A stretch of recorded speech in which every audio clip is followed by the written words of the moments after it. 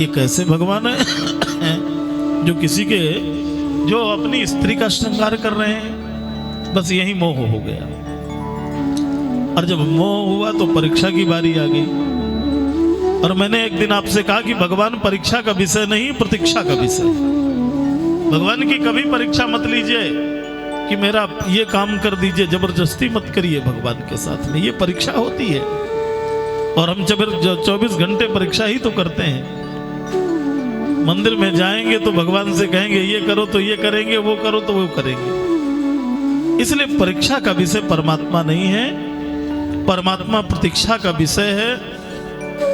आज इसने 22 माने कौवे का वेश बनाया। कौवा जो होता है उसकी वाणी बड़ी कड़वी होती है। कहते हैं कोयल अपने बच्चों को कौवे के घोंसले में रख देती है। घोंसला कौवा बनाता है और कोयल ने अपने अंडे वहां सुरक्षित कर दिए। हमारे संतों का मत है कौवा सोचता है कि मेरे ही है, मेरे परिवार के ही है, और जब वो बड़े होते हैं तो उड़ जाते हैं और उनकी आवाज कोयल में बदलती है तो सोचते हैं अरे ये तो मेरे पुत्र नहीं है। बड़ा ही विचित्र स्वरूप है। आज जैसे ही मां भगवती के चरणों में चोंच का प्रहार किया, कभी किसी के स्वरूप में कभी कहीं जाकर के कभी कभी चोंच मारना यह भी होता है कि किसी के बारे में बार बार कुछ कहना भी चोंच मारना ही है। अरे कोई आनंद से रह रहा है और हमारी आदत है कि हम ना कुछ उसके बारे में बोलेंगे जरूर, टिप्पणी जरूर करेंगे। और जैसे ही सीता जी के चरणों में चोंच का प्रहार किया तो रक्त की धार बही। तो भगवान ने देखा तो वहीं सीक धनुष, सीक से भगवान ने धनुष का निर्माण करके और वहीं से संधान कर दिया। अब वो भागा, भागते भागते ब्रह्मधाम शिवपुर सब लोग ब्रह्मा जी के पास, शिव जी के पास में सबने का हाथ खड़े कर लिए, हमारे बस का नहीं है। अब प्राण बचाने के लिए तो कहीं से नारद जी चले आ रहे थे। नारद देखा विकल जयंता लागी दया कोमल चित संता। अरे नारद जी ने कहा क्या बात है? अरे महाराज देखो ये बाण पीछे चला आ रहा है, मेरे प्राण ले लेगा। बोले किनका बाण है? बोले राम जी का है। अरे नारद जी ने कहा सुनिए ये राम जी का प्रभाव है जो पीछे पीछे चला जा रहा है, और जब उनके चरणों में गिर जा तो राम जी का स्वभाव देख ले कि राम जी का स्वभाव कैसा है। अभी तो पीछे से प्रभाव चल रहा है और चरणों में गिर जाएगा तो स्वभाव तुझे दिखाई दे जाएगा। भगवान के चरण पकड़ लीजिए, महाराज कृपा करो कृपा करो। तो एक नयन तजी, भगवान ने एक नेत्र समाप्त करके एक नेत्र वाला कर दिया, कौवा के एक नेत्र कर दिया। ये दर्शन दिखाया कि जीवन में समत्व होना चाहिए, विषमता नहीं होनी चाहिए। एक नयन का मतलब है एक दृष्टि। संसार में विषम दृष्टि नहीं होनी चाहिए, सम दृष्टि होनी चाहिए, वैषम्य नहीं होना चाहिए। जय श्री राम, जय श्री राम। छोड़ दिए बेटा। सीताराम सीताराम सीताराम जय सीताराम। सीताराम सीताराम सीताराम जय सीताराम।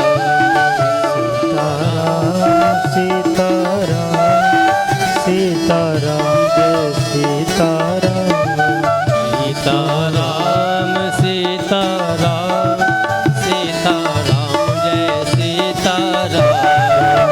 सीताराम सीताराम सीताराम जय सीताराम।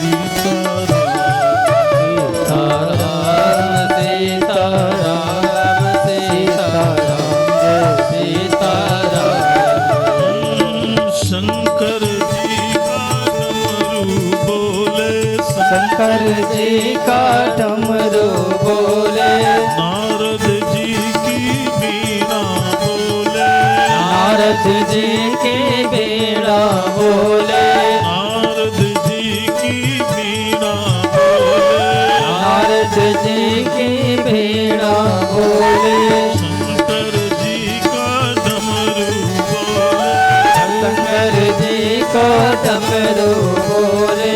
राम सीता राम सीता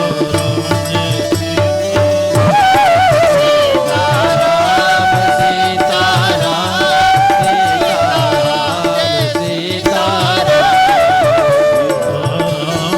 सीता राम सीता राम सीता राम राम सीता राम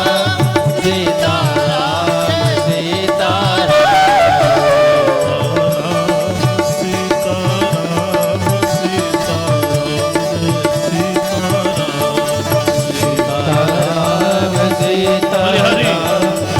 सीता राम सीता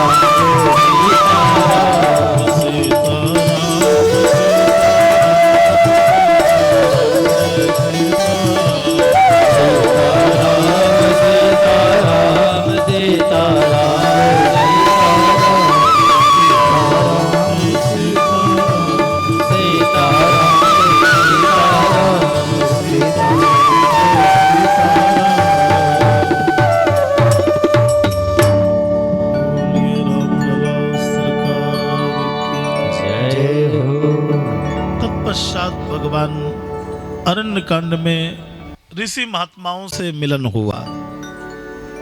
अनेक ऋषि, चित्रकूट की पावन धरा में अत्रि अनुसुईया का आश्रम है।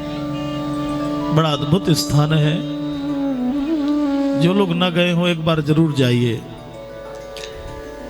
भगवान राम जी के भी पहले माता अनुसुईया वहां थी।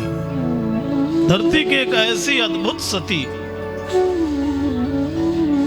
शूर, संत और सती, ये तीनों धरती में विद्यमान हमेशा रहती है। ये तीन शक्तियां हैं। सूर माने सूरवीर पराक्रमी, संत छिपे हैं पर हैं, ऐसा नहीं कि संत नहीं है। और सतित्व जो है, नारी का सतित्व जो है अपने में बहुत बलवान होता है। इस धरती पर एक सती आई जिसका नाम सती अनुसुईया हुआ, जिनकी यश प्रतिष्ठा ब्रह्मलोक तक पहुंच गई, शिवलोक तक पहुंच गई, विष्णु भगवान के लोक तक पहुंच गई। तो तीनों देवियों ने कहा इस धरती में हमसे बड़ी सती कौन आ गई, क्या हमसे भी ज्यादा कोई है? तो तीनों ने अपने अपने पतियों से कहा जाओ परीक्षा करके आओ, देख के आओ कैसी सती है। अब बेचारे आए, चित्रकूट की धरा में तीनों देवता आ गए। ऐसी भिक्षा मांगी कि सती के लिए बड़ा कठिन था। अंतिम में सती ने देखा, अपना सतीत्व दिखाया, पति का चरणोदक हाथ में लिया और एक मंत्र बोला, यदि में पति शुश्रूषा यदि में चरितम तपः, और एकदम से जैसे प्रहार किया तो तीनों देवता छोटे छोटे बालक बन करके वहां खेलने लग गए। जो विराट था वो छोटा बन गया। ये वही चित्रकूट की पावन धरा है। धन्य है। मैं आज भी कहता हूं, ये सामान्य शक्ति नहीं है। नारी का सतीत्व जो है अपने में सबसे बड़ा बलवान होता है, जो भगवान को भी छोटा कर सकता है, विराट ब्रह्म को भी बौना कर सकता है। अब तीनों को सुंदर पालना डाल करके महाराज पुत्रों के रूप में खिलाने लगी। तीन पालने पड़ गए और बस माता अनुसुईया जी ने डाल दियो पालना, झूल रहे तीन देव बनकर के लालना। सुंदर तीनों को झुलाती हैं, खिलाती पिलाती हैं, आनंद करती हैं। बहुत समय व्यतीत हो गया। तीनों देवियों ने कहा हमारे पति लौट करके नहीं आए, तो नारद जी ने कहा वो जल्दी लौट के आने वाले हैं भी नहीं, अब वहीं चित्रकूट में रहेंगे। वो परीक्षा लेने गए थे, इसलिए उन्हें बालक बनना पड़ा। क्या करें? बोले जाओ और मैया से प्रार्थना करो, उस सती से प्रार्थना करो। और तीनों देवी आकर के अनुसुईया मैया के सामने हाथ जोड़ करके खड़ी हो गई और तीनों ने कहा, हे माता जी, हम आपकी परीक्षा करने नहीं आई। तीनों देवियों ने कहा, हम आपकी परीक्षा करने नहीं आई, प्रार्थना करने आई हैं। क्या करने आई हैं? बोले हम तीनों के पति जब आपके 3 पुत्र हो गए हैं तो अब 3 बहुएं भी आपके घर में आ गई, आप हमें भी रखिए। अगर हमारे पति आपने रख लिए तो हम बहू बन के आई हैं, आप हमें भी स्वीकार करिए। मैया प्रसन्न हो गई। मैया ने कहा कोई बात नहीं, अच्छा जाओ, ले जाओ अपने तीनों को, मैं यहाँ क्यों रखूंगी। और ब्रह्मा विष्णु महेश तीनों ने उसी चित्रकूट की भूमि में भगवान दत्तात्रेय जी, महाराष्ट्र में बहुत पूजा होती है दत्तात्रेय भगवान की, ये वही चित्रकूट की भूमि में प्रकट हुई है। चंद्रमा और दुर्वासा, ये तीनों देवों से 3 पुत्र प्रकट हुए। ये चित्रकूट की धरा है।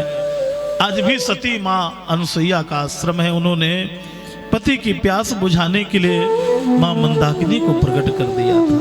धन्य है वो धरती। पति को प्यास लगी, वहां अभ्यारण्य में जंगल में थोड़ा कहीं भी जल दिखाई नहीं दे रहा था। उस देवी ने अपने सतीत्व को जागृत किया और जैसे जागृत किया तो जल की धारा वहां प्रकट हो गई। आज भी मां मंदाकिनी का दर्शन है, आप जाइए मंदाकिनी में स्नान करिए। बड़ा अद्भुत स्वरूप है चित्रकूट की पावन धरा का। सायंकाल की आरती का दर्शन करिए मां मंदाकिनी की। आहा, 7 बजे आरती होती है, बड़ी अच्छी आरती होती है। कभी मां मंदाकिनी की आरती का दर्शन करिए। गुप्त गोदावरी में ऐसी गुफा बनी है कि गर्मी के समय में भी वहां ठंड महसूस होती है, वातानुकूलित, जल की धारा अंदर बह रही है। ऐसी गुफा बनी हुई है, दर्शनीय गुफा है। मैंने एक दिन आपसे स्मरण किया था कि 2021 में जब आस्था चैनल के माध्यम से श्रीमद् भागवत कथा का आनंद हुआ तो हर स्थलों में दर्शन करने का अवसर प्राप्त हुआ। लगा नहीं ये वही राम जी की तपोभूमि है जहां भगवान श्री राम ने 12 वर्ष तक निवास किया है।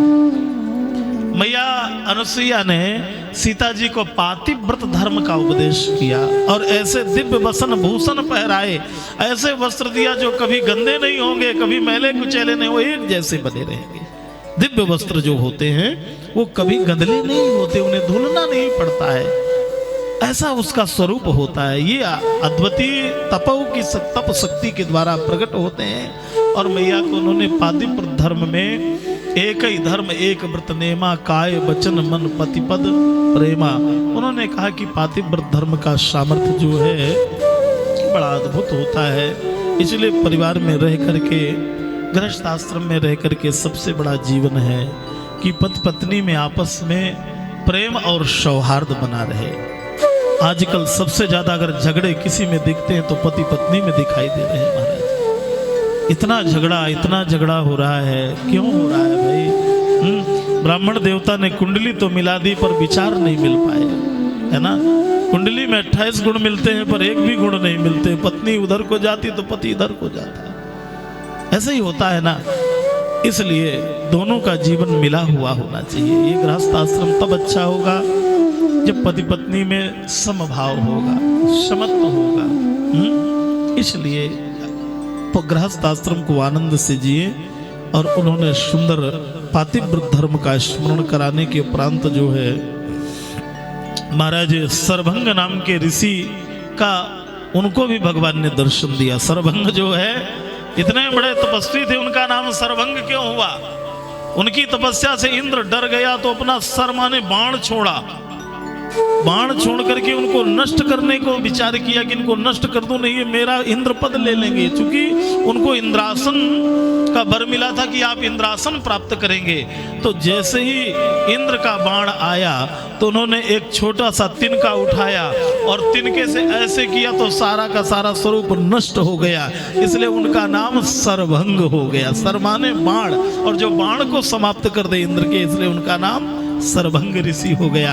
इंद्रासन की ओर जा रहे थे, कानों में आवाज आई, अरे रुकिए रुकिए रुकिए, आपके आश्रम की ओर तो राम जी आ रहे हैं। तो उन्होंने कहा नहीं नहीं, अब मुझे उस पद की जरूरत नहीं है, मेरे आश्रम में भगवान श्री राम आ रहे हैं। चितवत पंथ रहा हूं दिन राती, मैं भगवान को देख रहा था कि कब मेरे आश्रम में भगवान पधारेंगे।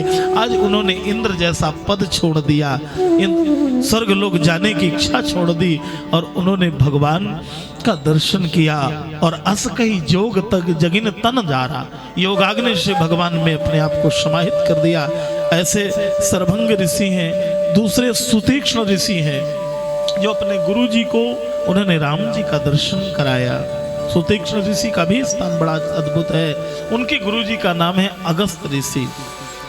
अगस्त ऋषि का बड़ा अद्भुत चरित्र है मेरे भाई। भगवान तो निर्मल भाव से मिलते हैं। एक व्यक्ति घर में रहता था, एक संत सुनाते थे, बहुत ज्यादा भोजन करता था तो घर वालों ने कहा जाओ किसी आश्रम में रहो, यहाँ घर में भोजन नहीं, इतना कौन बनाएगा, कौन खिलाएगा। अब 2.5 किलो खाने वाले व्यक्ति को कौन रखेगा। अब चला गया आश्रम में तो मंत्र ले लिया, स्वामी जी से कहा महाराज भोजन तो खूब मिलता, बोले खूब मिलता, चाहे 24 घंटे खाओ। अब एक दिन एकादशी तिथि आई तो चूल्हा नहीं जल रहा था, तो पूछा महाराज चूल्हा क्यों नहीं जल रहा? बोले एकादशी है। बोले एकादशी कौन सी बीमारी है? अब उसको क्या मालूम एकादशी क्या होती है। तो संत ने कहा भैया एकादशी में भोजन नहीं बनेगा। तो कहने लगे महाराज आप एकादशी करोगे तो मेरी त्रयोदशी हो जाएगी, मैं तो समाप्त हो जाऊंगा, मैं भूखा नहीं रह सकता। तो संत ने कहा अच्छा ले जाओ कच्चा सूखा सामान और नदी के किनारे प्रसाद बनाओ, भगवान को भोग लगाओ और पाओ। अच्छा तो ठीक है, और लेकर के पहुंचे और जैसे ही सुंदर प्रसाद तैयार किया और भगवान का स्मरण किया तो भगवान श्री राम और लक्ष्मण के रूप में आ गए। अब उसने 4 चपाती बनाई थी तो कहने लगा 2 तो मैं खाऊंगा, चूंकि नहीं मैं भूखा रह जाऊंगा, और 2 में आप एक बांट लो। मैंने एक को बुलाया, 2 कैसे आ गए? अब उसे क्या मालूम। लौट के गुरुजी से कहने लगा महाराज एक को बुलाओ तो 2 आते हैं, थोड़ा राशन बढ़ाओ, इतने में काम नहीं चलेगा। अब दूसरी बार गए एकादशी को तो फिर भगवान का स्मरण किया तो सीता जी भी साथ में आ गई। कहने लगे रोटी 4 खाने वाले भी 4, भाई राम लक्ष्मण सीता जी और मुझे लगा के 4 हो गए। कहने लगे तो बड़ी समस्या हो गई। गुरु जी से कहा महाराज वो आपके मंत्र में भगवान बहुत बढ़ते चले जा रहे हैं, एक बुलाओ तो 2 आए 3 आए, अब धीरे धीरे और बढ़ेंगे। इस गुरुजी ने कहा चलो मुझे भी तो दिखाओ अपने भगवान को, और लेकर के गए तो गुरु को भगवान तो नहीं दिखे। अंतिम में उसने प्रार्थना की कि मेरे गुरु को भी दर्शन दो, तो भगवान श्री राम लक्ष्मण जानकी के सहित प्रकट हुए। आज गुरु ने कहा आज से तू गुरु नहीं, मैं तेरा गुरु नहीं, तू मेरा गुरु हो गया, क्योंकि आज तूने मुझे गोविंद का भगवान का दर्शन करा दिया। मेरे भाई मेरे कहने का भाव ये है कि कहीं ना कहीं प्रेम भाव होना चाहिए। सुंदर सुतीक्ष्ण जी ने अगस्त जी को भगवान का दर्शन कराया, भगवान को सुंदर और दिव्य भगवान के दर्शन के उपरांत जो है भगवान का स्मरण जो है दंडकारण्य में भगवान पधारे। अस्त समूह दीख रघुराया, भगवान ने हड्डियों के समूह को देखा। आज भगवान ने यही से प्रण किया निश्चरहीन मही करो भुज उठाए प्रण कीन। हड्डियों के ढेर लगे हुए थे, राक्षसों ने खा खा करके हाड़ों को फेंक दिया था, हड्डियों को। बड़ी समस्या हो गई, बेटा छोड़ दिया इसको। देखो, जय श्री राम, जय जय श्री राम, जय जय श्री राम, छोड़ दिया। जय श्री राम, जय श्री राम, जय जय श्री राम, जय जय श्री राम, जय जय श्री राम, जय जय श्री राम। तीसरा लगा, जय जय श्री राम, जय जय श्री राम।